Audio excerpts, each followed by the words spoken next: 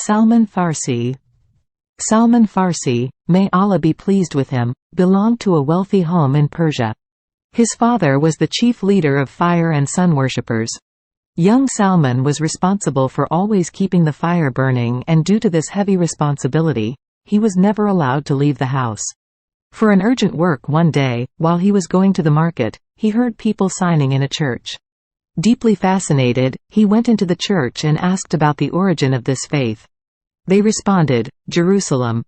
This encounter was sufficient to convince him that this religion was better than fire worshipping, so he told his father, who started fearing that his son might abandon their religion, and he tied him with a leg iron and imprisoned him in the house.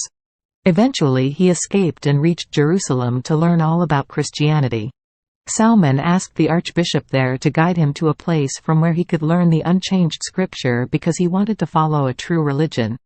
And just like that, he went from one scholar to another, traveling from one place to another, until he was told that there are no honest people left who teach the original scripture anymore. But that a new and the last messenger is expected to come in the land of Arabia, who'll only accept gifts and not charity, and he'll have a seal of prophethood.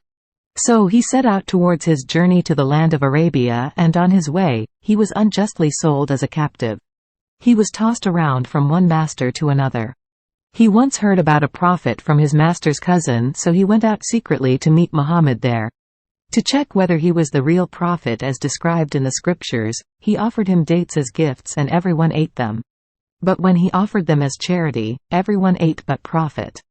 When he saw Salman trying to look for the seal of prophethood on his back, he shifted his cloth in a way that the mark was visible. When Salman saw it, he began to weep. He kissed it and recited his shahada. Lessons learned from his story. The ending just gives me goosebumps.